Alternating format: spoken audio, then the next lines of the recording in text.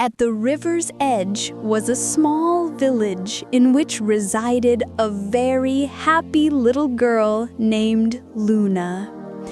She was as bright as the morning sun, and her laugh made flowers sway. And every day she would ask the same thing over and over again. Why is the sky so far? The one thing that Luna loved more than anything else was kites. Her tiny shop had paper sheets, ribbons, colors, and dreams. Every afternoon she devoted to letting her kites fly in the meadow, yet never did any of them rise very far. Still smiling, she would whisper, "One day I will make a kite that can shake hands with the stars." It was a stormy night. The wind howled, trees danced. Lightning painted silver stripes across the clouds. Then, with a faint glow, it landed outside her shop, as if it were a falling star. She ran out and gasped. Before her stood a tiny fairy, shining like moonlight. Meera, and the silver dust shimmered in her hair. "Little dream maker," giggled the fairy, "I've seen your wishes float to the stars each night. Let's make your dream come true. Let's build your magic kite." Together, they started cutting, folding, pasting. The paper glimmered like rainbow mist. Luna's hands shook with excitement. "Good hearts shall this kite bear higher than the clouds," whispered the fairy around the frame. Luna beamed. "Then I wish every child to fly without fear." By dawn, the kite stood ready. Upon its tail fin hung and twinkled tiny lights, and in its heart shone, small, the fairy's heartstone. Luna inhaled deep and let it go into the morning's blue.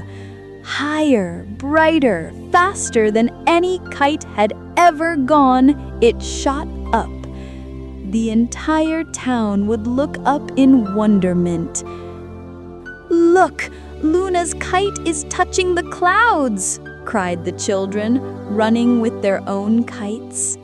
Soon dozens of colors filled the sky, red, blue, gold, green, and their laughter rolled like music up to the heavens. The fairy danced with joy in circles. It felt as if even the sky was smiling. But toward evening, dark clouds started gathering again. Rumbled the thunder. Strong winds whistled across the fields. One by one, all kites started to tear. Children ran to their homes, holding broken strings. Only Luna remained. Her kite fluttered desperately in the storm. The fairy then reappeared in raindrops of light. "Luna, aren't you afraid?" she asked. Luna was smiling, her hair whipping around her in the wind. "No, even if my kite breaks, its light will still shine up there.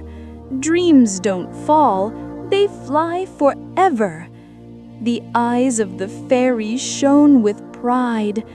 "You've learned the real magic, faith."